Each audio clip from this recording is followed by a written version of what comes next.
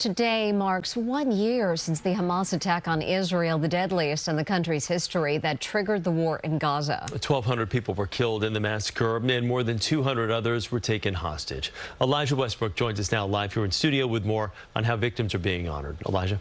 Chris, Mary, today is already shaping up to be a somber day with several scheduled events being held in our area, including one at Columbia University. They're set to remember the more than 1,200 people killed in the surprise attack by Hamas in Israel. This while the terrorist group continues to hold at least 100 others captive. Emotions are still just as raw as they were a year ago, as events in our area are expected to be held to mark 1 year since the October 7th attack. On October 7th, 2023, Hamas made the deadliest attack in Israel's history, sparking the war in Gaza. The surprise attack shattered the country's sense of security, and aftershocks are still being felt 1 year later.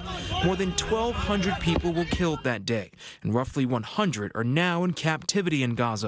We caught up with one of the families still suffering the unimaginable grief of their child, Eden Alexander, who was believed to still be in captivity. My family and I are heartbroken, but we will never stop fighting for his return. All weekend, protesters took to the streets in Tel Aviv, calling for the release of 100 hostages. The American Jewish Committee says 7 of them are American, more than half of them with ties to the tri-state area. There is nothing to justify what is happening. And there's also a lot of lives lost in Gaza and in Palestine. We want this war to end. The message for me is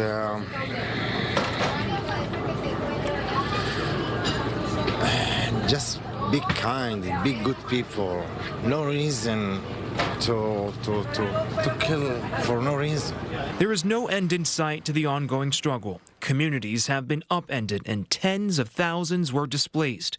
We're told the war in Gaza has killed more than 41,000 Palestinians, displaced most of the region's 2.3 million people, and sparked a humanitarian crisis that continues to leave widespread hunger. Now, later today, the President and First Lady will hold a candle lighting ceremony at the White House to mark 1 year since the October 7th attack. Here locally, the NYPD is ramping up its efforts to keep people safe ahead of expected demonstrations across the city. Mary? Elijah Westbrook. Elijah, thank you. And members of New Jersey's Palestinian community are marking 1 year since the start of the war with a rally on what's known as Palestine Way in Patterson. In addition to calling for a ceasefire in Gaza, those taking part in the march also want to see an end to the widening war in the Middle East. No one achieved anything in this war. We don't need from anyone life like Jewish, Christian, Muslim to taking off. We need all gathering to stop these crazy things. The Palestinian American Community Center hosted the march. Patterson, New Jersey is one of the largest Palestinian populations in the U.S. And be sure to stay with CBS News New York as we mark 1 year since the October 7th attacks. We'll bring you all the remembrances across our area and overseas and follow the latest developments in the Middle East.